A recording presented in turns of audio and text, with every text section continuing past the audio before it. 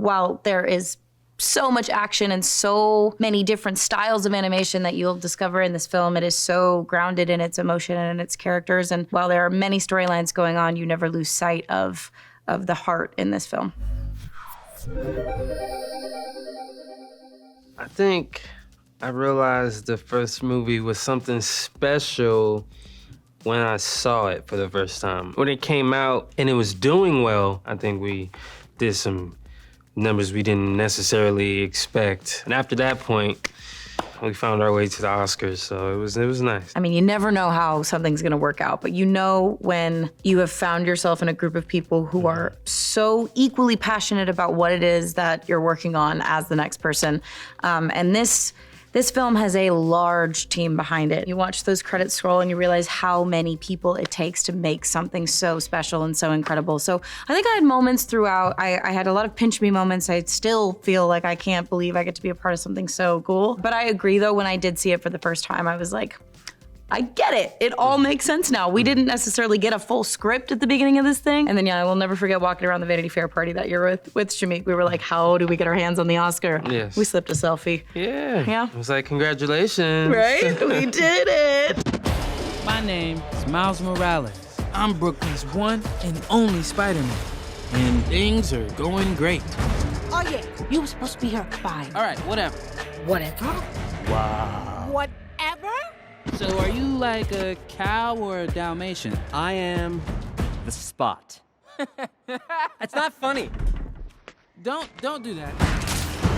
Miles is at a place where he is Spider-Man in his dimension. He's comfortably, his universe is one and only Spider-Man. He just successfully saved his universe, so he's looking for another challenge, a super challenge that he can take on, really. He's almost getting bored with robbers and the petty thefts and etc. The Spider-Man stuff we know and love. He's just like, give me, the worst of it. And he misses somebody special, and then she just appears right above his bed.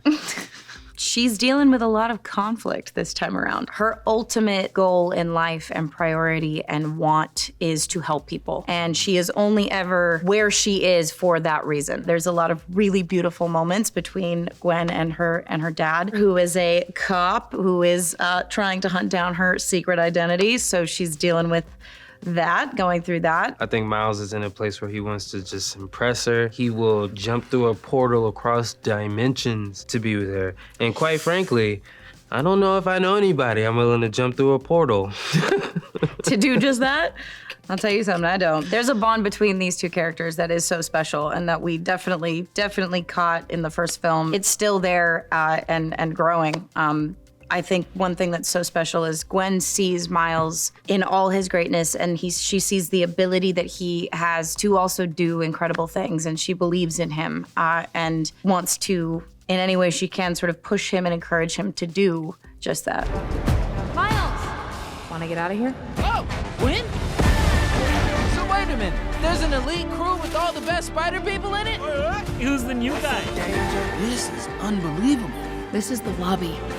It's definitely an interesting experience being in the booth alone, especially during some of the more emotional scenes or even like the more fast-paced action scenes, because there's nothing like that real-time banter. Although I will say, the talent in this movie is so out of this world that even if the other actors are not in the room and we get their reading, it's as if they're there. Issa Rae is someone that I did get to record in the room with, and she has the most amazing energy and sense of humor that she has absolutely brought to Jessica Drew. I was like, this will be so easy to do because I myself am so just enamored by this process and by Issa and by the character dynamic, and then you see what it looks like, and it is truly, she is just like so bad and just comes out of nowhere and is so has this beaming confidence, and Gwen is like totally enamored, and I guess, as I said, I am too. So it was a very fun thing to play through. Sometimes I would get to see, cool little moments, but it's not always animated in its glory,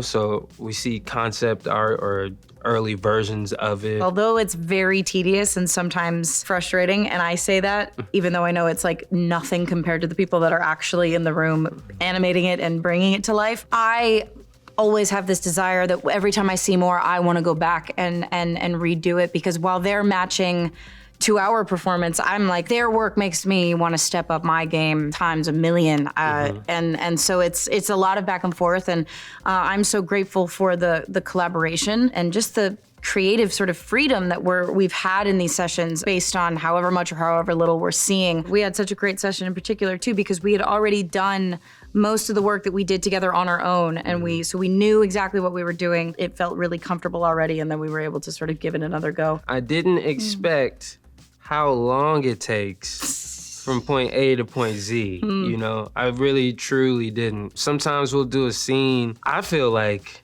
maybe 6 times in different sessions. I wonder like if I did something, if I didn't do it good enough, but I never ask it. Oh, if that's why they're bringing it back around? Yeah, I never, Oh, no. I never ask it, because I'm always like, well, if I didn't do it, I gotta tighten this up real quick. Let me like do it again. By the 5th time, I'm like, gotta put some shimmy on it, I see. You know, so I think that's the most surprising part, how long it takes to really get it right. You can't run forever, kid. I can't lose one more friend. Miguel, this isn't what we talked about. You knew? I have no idea what you're doing. Everyone keeps telling me how my story is supposed to go. Nah, I'm gonna do my own thing. I'm looking forward to everybody seeing it, more so than just me. Like, me seeing it is cool for sure, but I want my nephews that love the movie to see it. I want the fans that have been waiting for the last 4 years. That's why I express myself creatively on any medium. Connect with people. Yeah, to connect with people, to do something for the collective consciousness. You go through the process and you hear things, and again, I was saying earlier, you know, when you have a feeling that you've got an amazing team of people around you, you know this is gonna be cool. But I somehow, this time around, was more blown away than I was the first time, when I really truly thought there's no possible way that could be a possibility. I just feel so lucky to be a small part in this big old world that they've created.